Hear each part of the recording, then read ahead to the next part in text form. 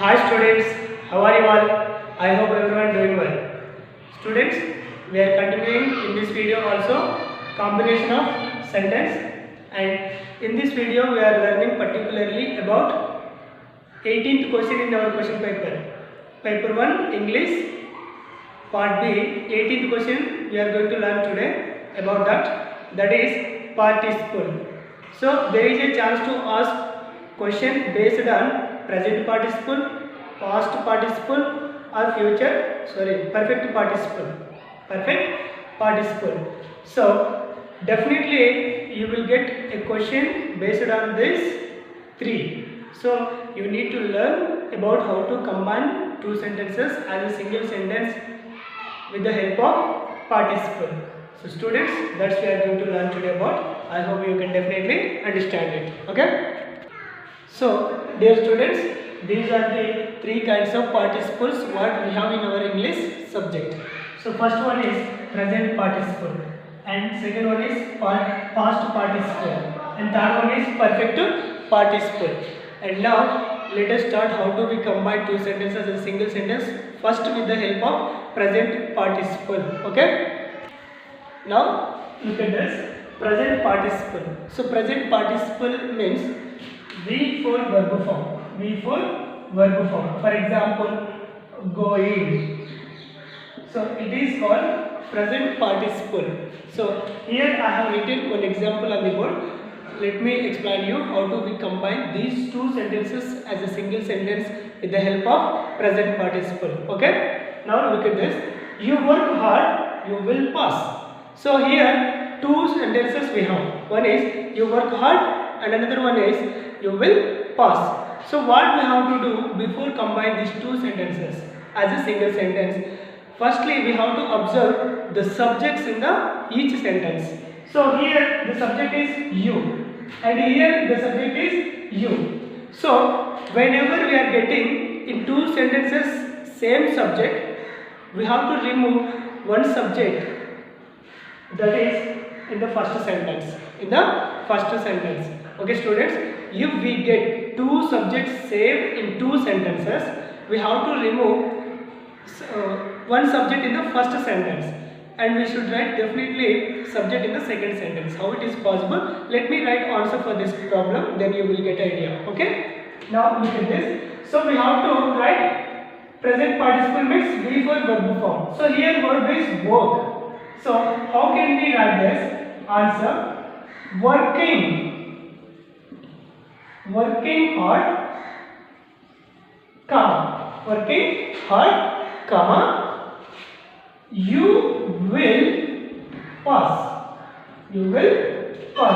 Working hard, comma, you will pass. Dear students, here you and here also you. So both subjects are same. That's why I removed one subject in the first sentence.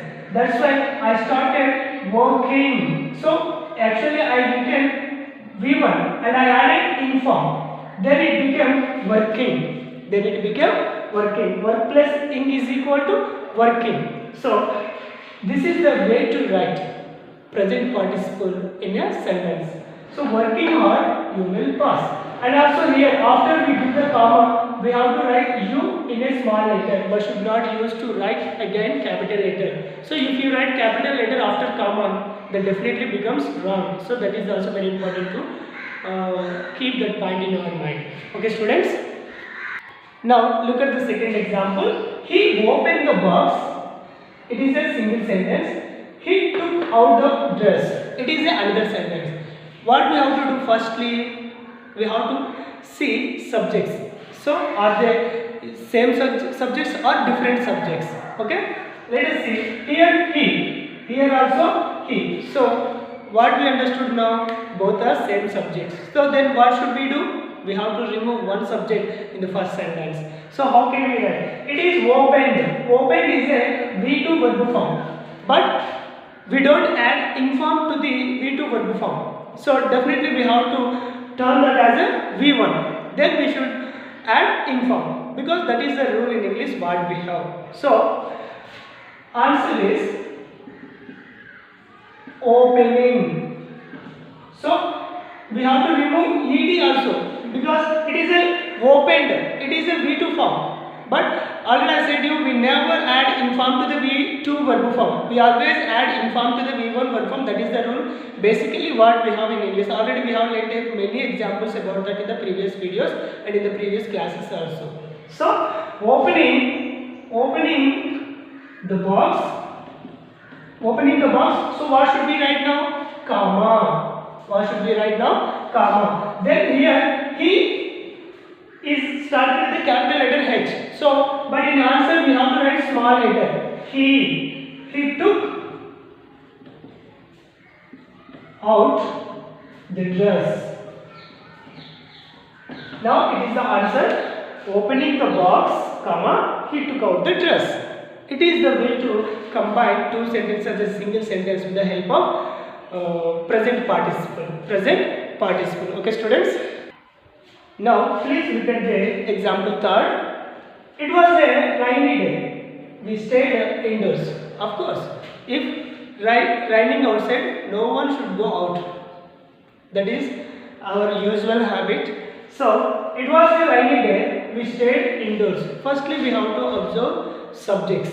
So, here it and here we. Both are not same subject. Both are different subjects. So in these situations, how can we combine two sentences as a single sentence with the help of present participle? Okay, students? Now let us see. And also here we are getting helping verb was. Helping verb was. Now see this. How do we convert this into combination sentence? So basically in the answer, it. So after this what we can write was. So was means if you write like this wasing, it is wrong. There is no word in English. If you search hardly in entire English, you cannot find that kind of a word. So basically in these cases what should we do? We have to write be. What is that? Be. Because we have be forms in English. So isu, amu, aru, wasu, varu. So basically these are be forms. What we call them? Be forms. So these all are be forms. That's why we can write be. If we get any helping verb in a problem, we have instead of that helping verb, we have to write be. Then easily we can add be plus ing is equal to being. It is quite common. It is quite common and it is the word we have in English. Okay, so these all are be form students. That's why whenever we are getting any one of these helping verbs in a problem, instead of that helping verb in answer, we have to write being. That is very important because we can easily add. But if you add isu plus ingu, ising, is that word in English? Or aru plus ingu, aring, is that word in English? No, we don't have such that kind of words in English. That's why we have one group of words is, am, or, was, were. We call them easily and we call them be forms in English. That's why we have to write be and we have to add inform because it is a present participle. That's why it became totally being. It became totally being. So now how can we write? So instead of was, what we have to write? Being. It being a rainy day, comma, we stayed indoors. We stayed indoors. So this is the way. So instead of was, what we used in the answer? Being. So why should we use? Already I explained you. Okay students, I hope you got it. Thank you. Now look at the fourth example. He heard the news. He felt very happy. So he heard the news is a one sentence. He felt very happy is the another sentence. But we have to observe first subjects in every sentence. So here the sentence started with the he subject and also here also he. So both subjects are same. That's why we need to remove one subject in the first sentence. That already we know that rule. So answer is. So it is also V2 form. So but how should we convert that into V1 form? So hearing. So basically here is a V1 form and we added ing because it is a present participle. In these cases, we definitely add ing form to the V1 verb form. Otherwise, it won't become a present participle to combine two sentences as a single sentence. That's why we need to add ing form. So hearing, because this we started with this word. That's why we used capital letter beginning of the sentence. That is also very important. These all are very simple, small changes. So if you do all this in a correct way, you can get marks.